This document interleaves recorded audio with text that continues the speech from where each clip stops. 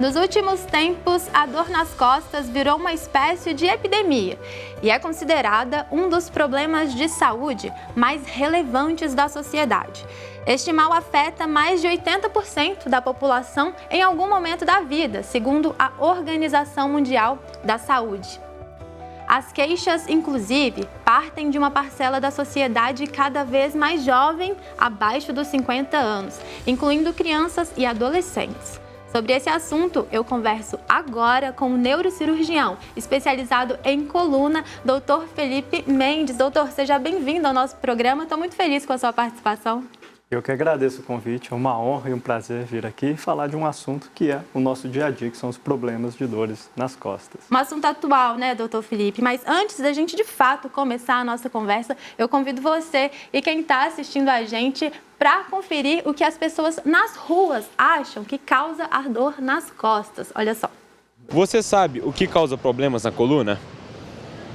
Olha, eu acho que é postura, né? Até eu dormir, trabalhar muito tempo sentado, ou ficar, né, numa postura errada, pode causar desvio de coluna. Peso, mal postura. Jeito de sentar, jeito de andar, posição de ficar. Noites mal dormidas, jeito que dorme, peso sobrecarregado, estresse. Mochila pesada, postura mal ajeitada, falta de exercício físico. Artrite, sobrepeso, má postura, calçados. A gente vê, doutor, que o pessoal citou muito a questão da postura, de carregar peso, falaram de calçado, mas enfim, eles estão corretos, eles estão para o caminho certo. No final das contas, o que causa, né? A dor nas costas, os problemas na coluna? Sim, existem inúmeros fatores que costumam causar problemas na coluna. Muitos citaram aí alguns exemplos, como má postura, efeito de peso de mochila, até mesmo calçado.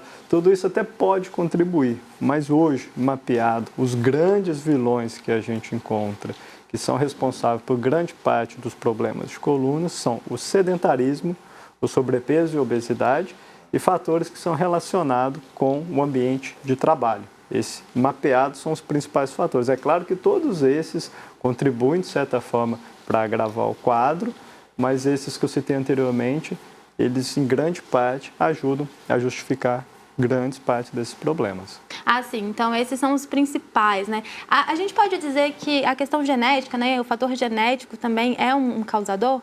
Sim, principalmente naquelas pessoas que começam a apresentar problemas de colunas muito jovens. Então, aquela pessoa que com 5, 6 anos de idade, pode até acontecer nessa faixa etária, adolescentes, adultos jovens. Nesse grupo de pessoas, pode haver uma certa predisposição genética, uma certa programação do organismo e até mesmo alterações anatômicas. O que isso significa? Existem pessoas que têm a estrutura do osso da coluna um pouco mais curta que a média. Dessa forma, o espaço por onde passa o sacro, onde vem os nervos e a medula, ele fica mais apertado. Então, qualquer sintoma, qualquer desgaste ao longo do tempo vai fazer com que essa pessoa sinta sintomas de forma muito mais precoce. São diversos fatores, então, né, se a gente for parar para pensar. E eu falei, doutor, no início do programa sobre essa epidemia, né? Que a gente trouxe esse dado, gente, que mais de 80% da população ou já teve algum problema ou ainda vai ter. Então, assim, eu queria que você falasse por que a gente pode dizer que estamos vivendo uma epidemia de dor nas costas. Sim, os problemas de dores nas costas, eles sempre foram comuns na nossa história da humanidade. O que a gente percebe nessa transição agora desses últimos anos é que, antigamente, a maioria das pessoas que procuravam consultório, procuravam ajuda médica, eram pessoas acima de 50, 60 anos.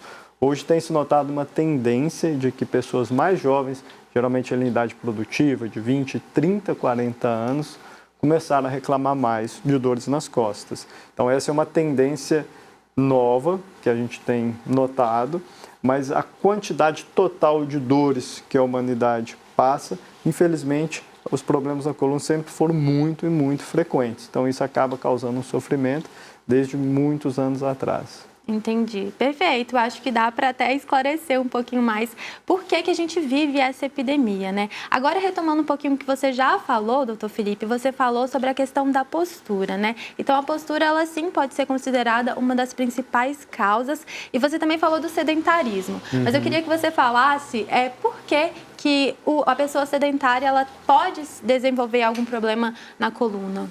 Claro, vamos lá. A coluna, a parte óssea, ela serve como um sistema de sustentação. Só que ela depende muito do equilíbrio dos músculos que estão em volta dela. Não só os músculos diretamente próximos à coluna, mas, por exemplo, os músculos que fazem parte da porção abdominal, dos músculos da barriga. Então, quando você tem uma estrutura muscular que é bem estabelecida, que é forte, o organismo ele consegue se sustentar de forma saudável. Porém, naquelas pessoas que tem um componente de músculo que está um pouco flácido, o músculo não está muito bem trabalhado, e associado a uma má postura, onde elas ficam, por exemplo, numa postura muito ruim por muito tempo, aquele grupo de músculo ele fica no estado de contração contínua. Então chega um momento que ele acaba fadigando, ele se cansa, ele começa a relaxar.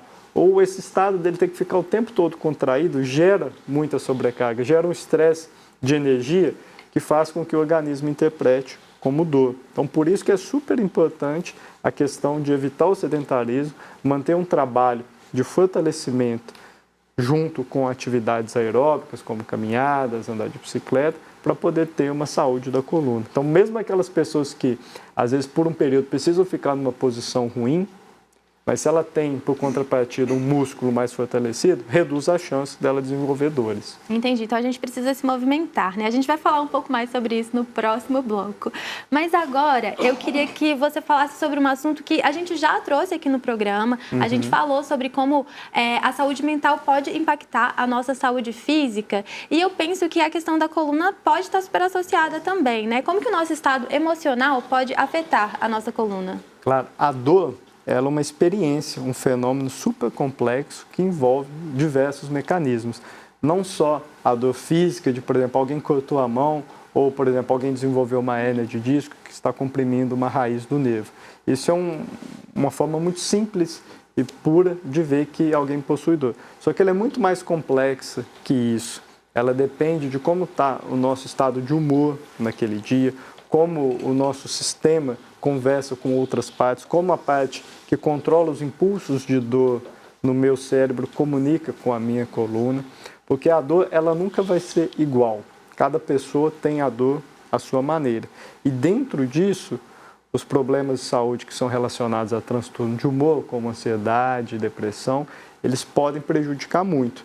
E é uma via de mão dupla, pois quem tem muita dor acaba sofrendo, gerando angústia, fica incapacitado de realizar suas atividades.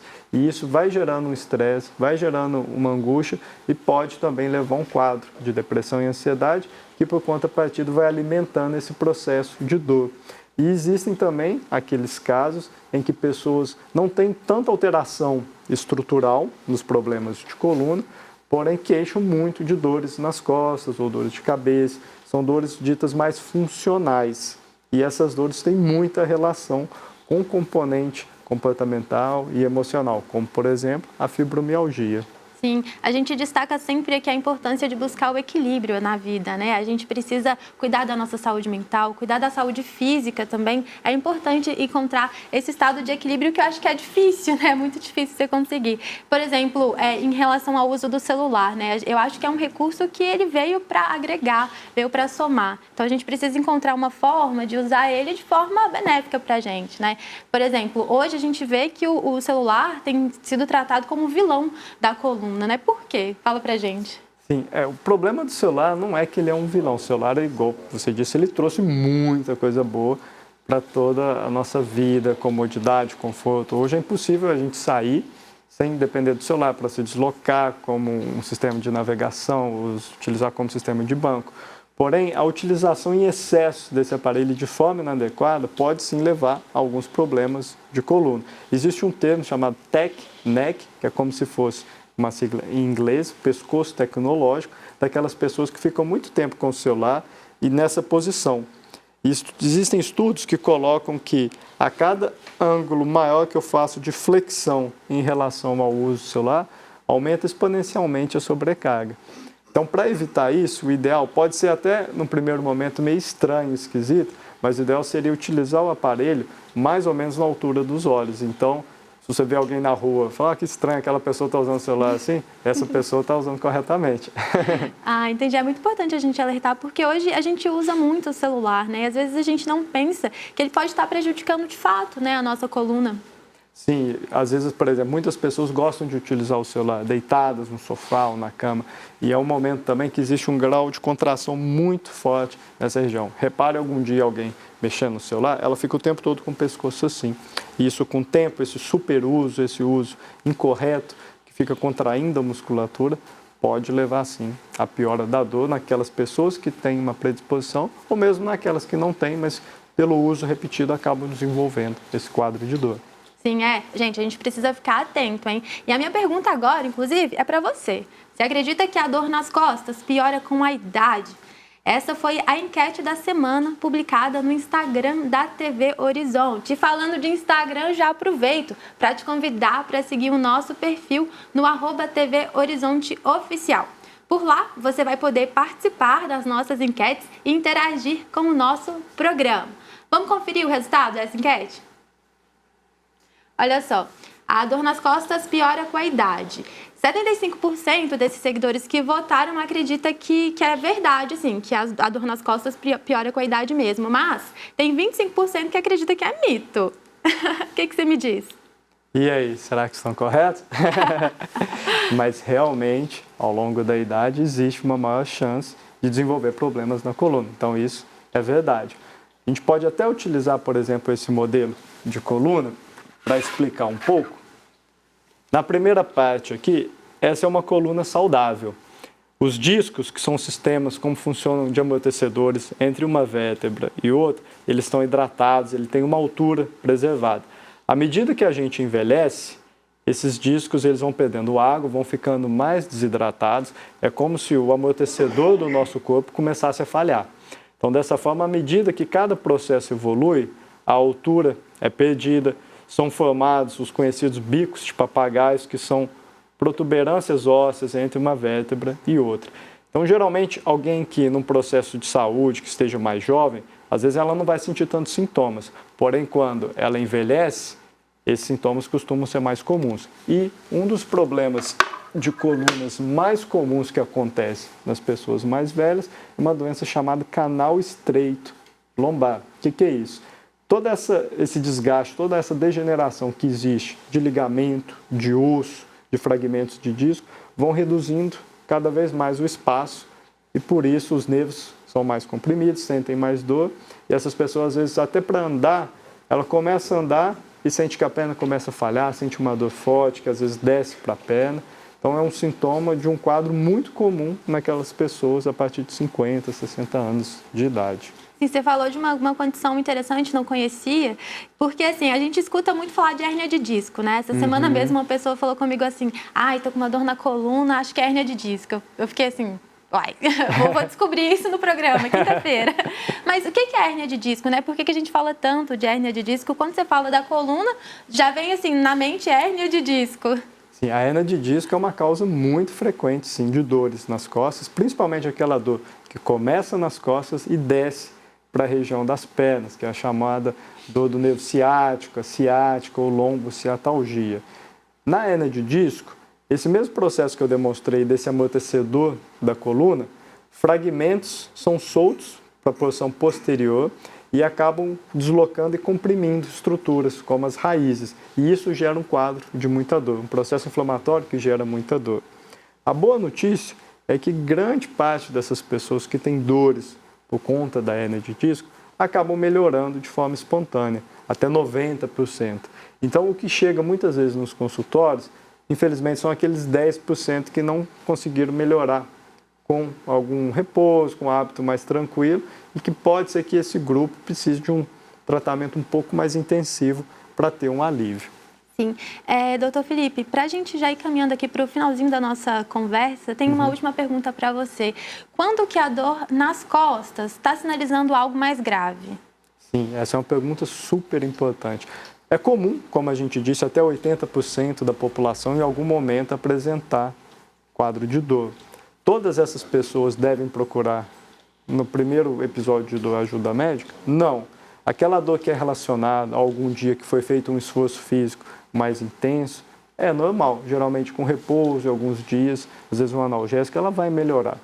Porém, aquela dor que persiste, que dói todo dia, que não melhora, que está cada vez se intensificando mais, ou aquela dor que vem acompanhado de alguns outros sintomas, como febre, emagrecimento, a dor que desce para a região da perna com sensação de choque, aquela percepção de que o movimento dos pés, da perna começa a falhar, o intestino trava, o xixi parece que está com mais dificuldade de sair. Ao primeiro sinal de que um quadro de dor vem associado a algum desses sintomas, aí sim é hora de procurar ajuda médica e procurar de forma rápida. Sim, não, fica o alerta, né, para as pessoas ficarem atentas. Tem que observar, gente, tem que ficar atento e procurar ajuda de quem entende desse assunto. Doutor, muito obrigada pela sua participação no programa. Eu que agradeço. É sempre bom ter um espaço para a gente falar de um problema que é tão comum na nossa população e, às vezes, muitas pessoas não sabem ou não têm acesso à informação de qualidade para saber o que pode ser feito para que elas tenham uma vida de mais qualidade.